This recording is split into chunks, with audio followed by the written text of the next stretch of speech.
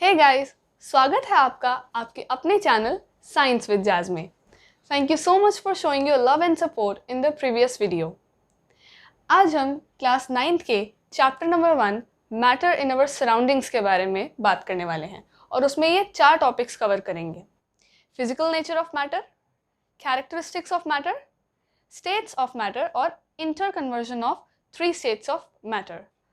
सो जैसे कि last video class 10th से रिलेटेड थी और आज की वीडियो क्लास 9 से रिलेटेड है, तो आगे भी हम इसी शेड्यूल को फॉलो करेंगे। Let's see the introduction of the chapter. So what is matter? Matter is any substance that has mass and takes up space and can be felt by one or more of the 5 senses. So, matter क्या है? Matter कोई भी वो चीज़ है जिसका कुछ मास हो और वो कुछ स्पेस ऑक्यूपाई करता हो, यानी जगह घेरता हो, and can be felt by one और मोर ऑफ द 5 सेंसेस। हमारे जो 5 सेंसेस हैं उनमें से एक या एक से ज़्यादा सेंसेस से हम उसे फील कर सकें तो वो चीज़ मैटर होगी। सो मैटर के कुछ एग्जाम्पल्स देखते हैं। टेबल, पेन, बुक, अर्थ, इलेक्ट्रॉन्स, वाटर। तो ये सब क्या है? मैटर हैं, क्योंकि ये कुछ इनका कुछ मास होता है, ये कुछ स्पेस ऑक्यूपाई करते हैं और इनको हम अपने एक या एक से ज़्यादा सेंसेस से फील कर सकते हैं। सो यहाँ पे एक प्रैक्टिस क्वेश्चन टाइप दिया है मैटर की डेफिनेशन को प्रैक्टिस करने का। सो इनको क्लासिफाई करना है आपने कि कौन सी इनमें से चीज़ मैटर है और कौन सी मैटर नहीं है। तो इस चीज़ को क्लासिफाई करने के लिए आपको ये 3 पॉइंट्स अपने माइंड में रखने हैं।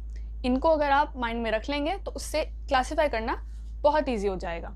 और इन 3 पॉइंट्स में से अगर एक भी कंडीशन सेटिस्फाई नहीं होती है तो वो चीज़ मैटर नहीं होगी। सो लेट्स सी इनमें से कौन सी चीज़ मैटर है और कौन सी नहीं है। फर्स्ट है टी। टी का कुछ मास होता है, बिल्कुल होता है, और वो कुछ स्पेस भी ऑक्यूपाई करता है और उसे हम टच भी कर सकते हैं। तो इसके लिए तीनों कंडीशन सेटिस्फाई हो रही हैं, तो टी मैटर है। ऑलराइट। सेकंड है स्मॉल।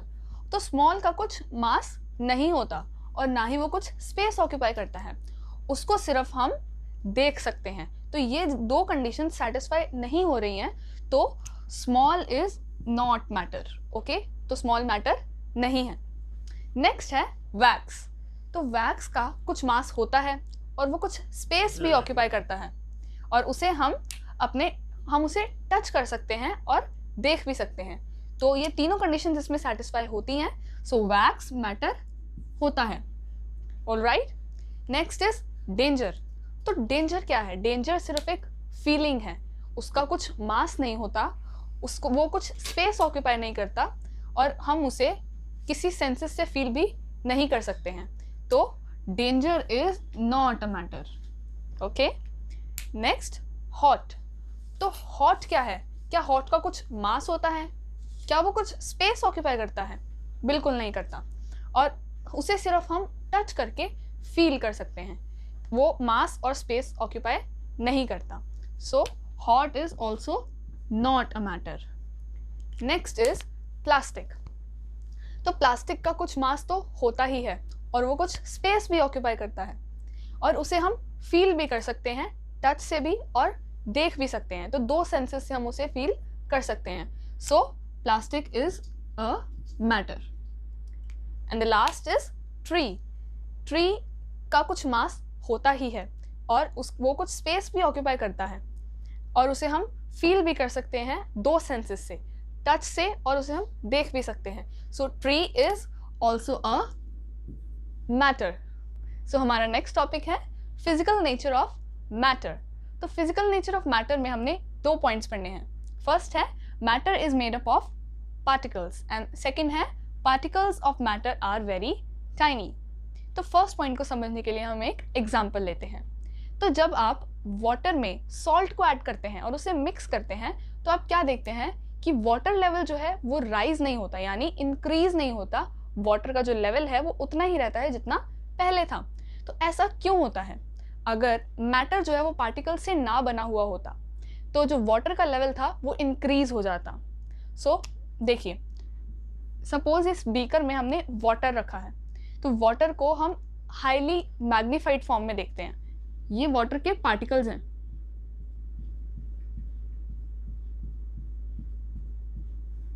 ओके, सो जब हम इसमें सॉल्ट ऐड करते हैं, जब हम इसमें सॉल्ट ऐड कर देते हैं और उसे अच्छे से मिक्स कर देते हैं, तो हम देखते हैं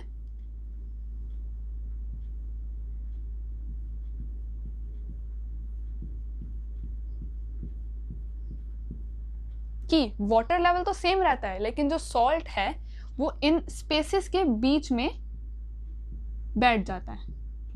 इन वाटर के पार्टिकल्स के स्पेसेस के बीच में सॉल्ट बैठ जाता है। सो इसी की वजह से जो वाटर लेवल है वो राइज नहीं होता, सेम रहता है। सो सेकेंड पॉइंट देखते हैं, particles of matter are very tiny. इसका मतलब क्या है कि पार्टिकल्स ऑफ मैटर जो हैं वो बहुत छोटे होते हैं।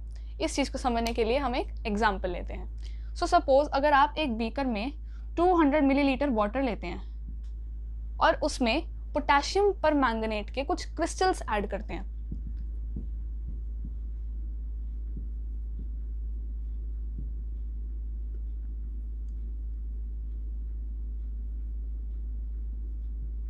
पोटेशियम परमैंगनेट के कुछ क्रिस्टल्स हम इसमें ऐड कर देते हैं, तो हम क्या देखेंगे इसको मिक्स करने के बाद कि इस सॉल्यूशन का जो कलर है वो अब पिंक हो चुका है।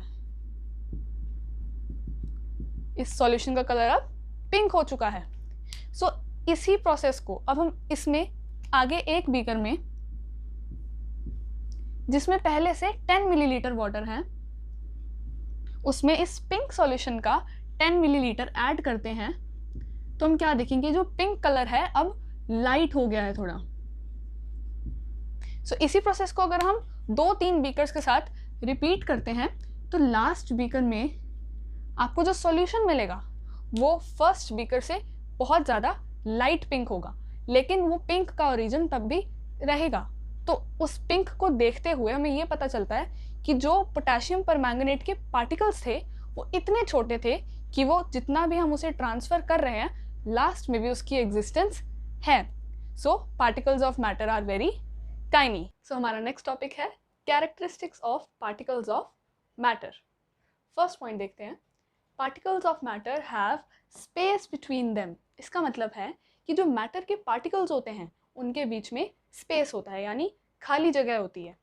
सो जब आप वाटर में शुगर को ऐड करते हैं और उसे अच्छे से स्टर करते हैं, स्टर यानी मिक्सअप करते हैं, तो आप क्या देखते हैं कि जो शुगर है वो गायब हो चुकी है। वेल नो, शुगर गायब नहीं होती है। शुगर जो है वो वाटर के पार्टिकल्स में डिसॉल्व हो जाती है, यानी मिक्स हो जाती है। ओके, सो इससे पता लगता है कि particles of matter have space between them. Next characteristic देखते हैं, particles of matter are continuously moving. कि जो मैटर के पार्टिकल्स होते हैं वो कॉन्टिन्यूसली मूव करते हैं, यानी चलते रहते हैं, मूव करते रहते हैं। सो जब आप परफ्यूम लगाते हैं और अपने किसी आसपास लोगों के पास जाते हैं, उनसे बात करते हैं, तो लोगों को आप में से एक अच्छी फ्रेगरेंस आती है। तो वो अच्छी फ्रेगरेंस उन्हें क्यों आ रही है? परफ्यूम तो आपने लगाया था, तो वो परफ्यूम की स्मेल उन तक कैसे पहुंची? बिल्कुल, जो एयर है, एयर में हमने जो परफ्यूम लगाया उसके जो पार्टिकल्स हैं, यानी क्योंकि परफ्यूम जो है वो गैसियस फॉर्म में है, वेपर फॉर्म में है, तो वो वेपर्स डिफ्यूजन के प्रोसेस के थ्रू आपकी बॉडी से, आपके क्लोथ से हाई कंसंट्रेशन से लो कंसंट्रेशन पे चले गए। लो कंसंट्रेशन कहाँ है? एयर में। तो वो एयर में जैसे ही डिफ्यूज़ हुए, ये डिफ्यूजन के प्रोसेस से होता है, तो जैसे ही वो डिफ्यूज़ हुए पार्टिकल्स परफ्यूम के, तो वो सामने वाले इंसान तक पहुंच गए, उसने उसे स्मेल करके फ्रेग्रेंस को फील किया। सो इससे पता लगता है कि particles of matter are continuously moving. जो पार्टिकल्स हैं वो कॉन्टिन्यूसली मूव करते रहते हैं। नेक्स्ट कैरेक्टरिस्टिक है, particles of matter attract each other. Matter के जो पार्टिकल्स हैं वो एक दूसरे को अट्रैक्ट करके रखते हैं। सो ऐसा हम कैसे समझ सकते हैं? सपोज आपने एक टैप को ऑन किया, एक टैप को ऑन किया, उसमें से वाटर की स्ट्रीम जो थी वो स्ट्रेट निकल रही थी, और आपने इसको वाटर की स्ट्रीम को ब्रेक करने की कोशिश की अपने हैंड या फिर अपनी फिंगर से, उस स्ट्रीम को ब्रेक करने की कोशिश की। तो आप क्या देखेंगे कि जो वाटर की स्ट्रीम है वो 2 पार्ट में डिवाइड हो जाएगी। ब्रेकेज के बाद 2 पार्ट में डिवाइड हो जाएगी, लेकिन नीचे जाते ही ये वाटर की स्ट्रीम एक दूसरे को वापस से ज्वाइन कर लेगी। सो हमारा नेक्स्ट टॉपिक है states of matter. So there are 3 states of matter, यानी मैटर जो है वो 3 फॉर्म में एग्जिस्ट करता है। एक है solid, second liquid and then gas. So matter की 3 फॉर्म्स होती हैं, solid, liquid and gas. So अब हम इनकी प्रॉपर्टीज़ को 1 बाय 1 स्टडी करेंगे कि सॉलिड, लिक्विड और गैसेस की जो प्रॉपर्टीज़ होती हैं वो कैसे होती हैं। सो फर्स्ट इज मास, यानी सॉलिड, लिक्विड और मास, सॉलिड, लिक्विड एंड गैस का मास कैसे वेरी करता है। क्या मास डेफिनाइट है या इनडेफिनाइट है, यानी मास डिफाइंड है, कुछ फिक्स्ड मास है या नहीं। सो सॉलिड का मास डेफिनाइट होता है, यानी डिफाइंड मास होता है, फिक्स्ड मास होता है। And same goes for liquid and gas. Liquid का मास भी डेफिनाइट है और गैसेस का मास भी डेफिनाइट है। Okay, next is shape. तो सॉलिड्स की शेप डेफिनाइट होती है, डिफाइंड होती है कि सपोज एक रेक्टेंगुलर बार है तो उसकी शेप एक डेफिनाइट शेप है, फिक्स्ड शेप है। लिक्विड के लिए देखें तो क्या लिखा है, acquires the shape of the container, यानी जो लिक्विड है, अगर लिक्विड को हम एक बीकर में डालेंगे तो बस बीकर की शेप ले लेगा, और अगर एक स्फेरिकल बीकर में डालेंगे तो वो उसकी भी शेप ले लेगा। वाटर क्वांटिटी चाहे सेम रहे, लेकिन उसकी जो शेप है वो वही होगी जो कंटेनर की शेप है। Okay, next is gas. Same goes for gas कि गैस भी shape of the container he acquire कर लेती है, जो कंटेनर की शेप होती है वही एक्वायर कर लेती है। अगर गैस को हम इस कंटेनर में डालेंगे, ये जो हमने कवर कर दिया कंटेनर, इसमें अगर हम गैस को डालेंगे तो वो ये शेप ले लेगी, इस कंटेनर की शेप ले लेगी। ऐसे इस स्फेरिकल कंटेनर में डालेंगे तो वो इस स्फेरिकल कंटेनर की भी शेप ले लेगी। Okay, next property is volume. तो सॉलिड्स का जो वॉल्यूम होता है वो डिफाइंड होता है कि इसमें अगर 20 मिलीलीटर वाटर आएगा तो इसमें 20 मिलीलीटर वाटर ही आएगा, तो एक डिफाइंड वॉल्यूम है। लिक्विड का जो वॉल्यूम होता है वो भी डेफिनाइट होता है, लेकिन गैस का वॉल्यूम इनडेफिनाइट होता है। ओके, नेक्स्ट प्रॉपर्टी है कंप्रेसिबिलिटी। कंप्रेसिबिलिटी यानी किसी चीज़ को जैसे एक स्पॉन्ज को हम दबाते हैं यानी कंप्रेस करते हैं तो वो इजीली कंप्रेस हो जाता है, तो उसकी कंप्रेसिबिलिटी हाई है। सो चेक करते हैं कि सॉलिड, लिक्विड और गैस में कंप्रेसिबिलिटी कैसे वेरी करती है। तो सॉलिड्स की जो कंप्रेसिबिलिटी है, सॉलिड्स के लिए कंप्रेस होना पॉसिबल नहीं है, तो मैं इस मार्कर को कंप्रेस नहीं कर सकती, बिल्कुल नहीं कर सकती। Next is liquid. तो लिक्विड की जो कंप्रेसिबिलिटी होती है वो ऑलमोस्ट नेग्लिजिबल होती है, कि थोड़ा बहुत कंप्रेस हो सकता है लेकिन negligible, almost negligible. Okay, next is gas. तो गैसेस जो होती हैं वो हाईली कंप्रेसिबल होती हैं। आपने सुना होगा कि गैसेस को कंप्रेस किया जाता है। ओके, और इसीलिए इसकी जो कंप्रेसिबिलिटी है वो हाई है, यानी उसे बहुत कंप्रेस किया जा सकता है। फिफ्थ प्रॉपर्टी देखते हैं। फिफ्थ प्रॉपर्टी है मोबिलिटी। मोबिलिटी यानी फ्लूइडिटी, कि एक सब्सटेंस कितना फ्लो कर सकता है। तो सॉलिड्स के लिए जो फ्लूइडिटी या फिर मोबिलिटी होती है वो सबसे कम होती है, सबसे लीस्ट होती है, कि कोई सॉलिड जो है वो इतना फ्लो नहीं करता या उसके पार्टिकल्स इतना फ्लो नहीं करते हैं। लिक्विड्स के लिए जो फ्लूइडिटी है वो इंटरमीडिएट है, कर भी सकते हैं और नहीं भी कर सकते। नेक्स्ट है गैस। तो गैसेस के लिए जो फ्लूइडिटी यानी मोबिलिटी है वो मैक्सिमम है, जो गैस के पार्टिकल्स होते हैं वो काफ़ी अच्छे से फ्लो कर सकते हैं। Next is rigidity. रिजिडिटी यानी किसी चीज़ का मजबूत होना, या फिर कहें कि सॉलिडिफाई होना यानी मजबूत होना। नेक्स्ट है सॉलिड के लिए। सॉलिड की जो रिजिडिटी होती है वो हाई होती है, सॉलिड्स काफ़ी रिजिड होते हैं, इसको अगर हम कंप्रेस नहीं कर सकते इसका मतलब ये रिजिड है।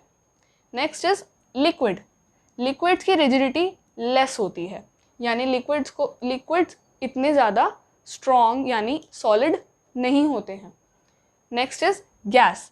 तो गैस जो होती है वो बिल्कुल भी रिजिड नहीं होती है, गैसेस बिल्कुल भी रिजिड नहीं होती हैं वो, क्योंकि उनकी कंप्रेसिबिलिटी हाई है तो वो रिजिड हो ही नहीं सकती। Next property is diffusion. Diffusion का मतलब होता है, डिफ्यूजन एक प्रोसेस होता है कि एक सब्सटेंस अपनी हाई कंसंट्रेशन से लो कंसंट्रेशन पे मूव करता है। तो सॉलिड्स की जो डिफ्यूजन होती है वो बहुत ज़्यादा स्लो होती है, वो इतनी जल्दी मूव नहीं कर सकते। नेक्स्ट है लिक्विड्स के लिए। लिक्विड्स की जो डिफ्यूजन होती है वो फास्ट होती है, यानी सॉलिड से फास्ट ही होती है। और बात करें गैसेस की, तो गैसेस की डिफ्यूजन वेरी फास्ट। क्या लिखा है? Very fast. तो जो गैसेस हैं वो काफ़ी जल्दी से डिफ्यूजन कर सकती हैं। जैसे कि मैंने एग्जांपल दिया था परफ्यूम का, तो उसमें परफ्यूम की जो पार्टिकल्स थे वो कुछ वेपर्स की फॉर्म में थे, यानी गैस की फॉर्म में थे, तो तभी वो इतना ज़्यादा जल्दी पहुंच पा रहे थे दूसरे पर्सन तक, क्योंकि उसकी जो डिफ्यूजन रेट है वो काफ़ी ज़्यादा है। Next property is space between particles, यानी जो एक सॉलिड है, सॉलिड के जो पार्टिकल्स हैं उनके बीच में स्पेस कितना होता है? ओके, सॉलिड्स जो है वो मोस्ट क्लोजली पैक्ड होते हैं, यानी सॉलिड्स के बीच का जो स्पेस होता है वो बहुत ज़्यादा कम होता है, सबसे ज़्यादा क्लोजली पैक्ड होते हैं, पार्टिकल्स एकदम साथ साथ में जुड़े हुए होते हैं। लिक्विड्स के जो पार्टिकल्स होते हैं वो लेस क्लोजली पैक्ड होते हैं, लिक्विड्स के पार्टिकल्स लेस क्लोजली पैक्ड हैं।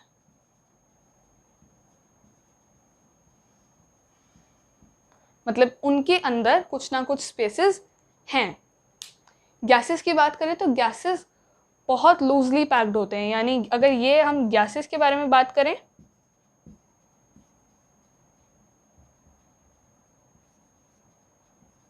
तो उनके पार्टिकल्स काफ़ी लूजली पैक्ड होते हैं, उनके बीच का जो स्पेस होता है वो काफ़ी ज़्यादा होता है।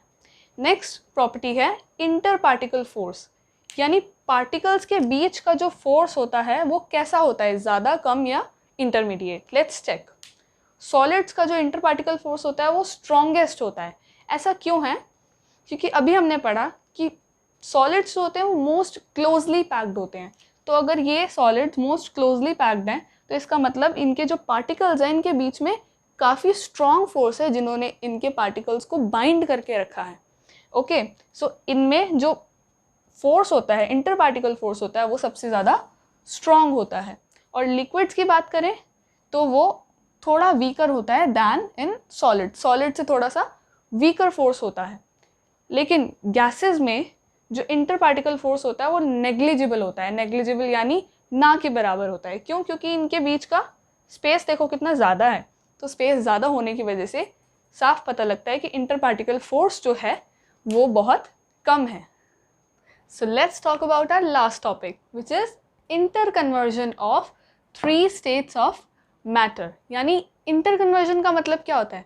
इंटर कन्वर्जन मतलब आपस में कन्वर्ट होना, यानी जो 3 स्टेट्स ऑफ मैटर हैं, सॉलिड, लिक्विड एंड गैस, ये आपस में इंटर कन्वर्ट हो सकती हैं, यानी सॉलिड लिक्विड में कन्वर्ट हो सकता है, लिक्विड सॉलिड में, एंड ऐसे ही liquid gas, gas liquid. So हम उसी बारे में पढ़ने वाले हैं। Let's take it out. So जब सॉलिड जो है, सॉलिड जब लिक्विड में चेंज हो जाता है तो हम उसे क्या बोलते हैं? हम उसे मेल्टिंग, यस, क्या बोलते हैं? मेल्टिंग बोलते हैं। सो जब लिक्विड सॉलिड में कन्वर्ट होता है तो उसे क्या बोलते हैं? फ्रीजिंग। वेरी गुड, हम उसे कहते हैं फ्रीजिंग। इसमें अगर एग्जांपल देखने की कोशिश करें तो क्या हो सकता है? लिक्विड, लिक्विड जब आइस में कन्वर्ट होता है तो हम उसे क्या बोलते हैं? फ्रीजिंग। और जब आइस जो है वो लिक्विड में कन्वर्ट हो जाती है तो हम उसे क्या बोलते हैं? मेल्टिंग। ओके, फर्दर हम क्या देखते हैं कि जो लिक्विड जब गैस में कन्वर्ट हो जाता है तो हम उसे क्या बोलते हैं? बॉइलिंग बोलते हैं। ओके, एंड जब गैस लिक्विड में कन्वर्ट होता है तो उसे क्या बोलते हैं? कंडेंसेशन।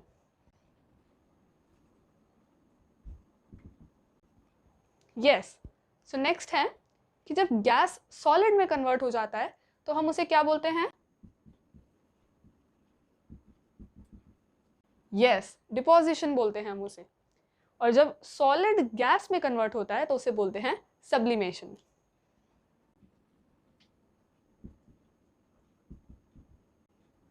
ऑलराइट, सो हमने एक लास्ट कुछ टेबल बनाया है जिसको आपने पॉइंट्स की फॉर्म में याद रखना है।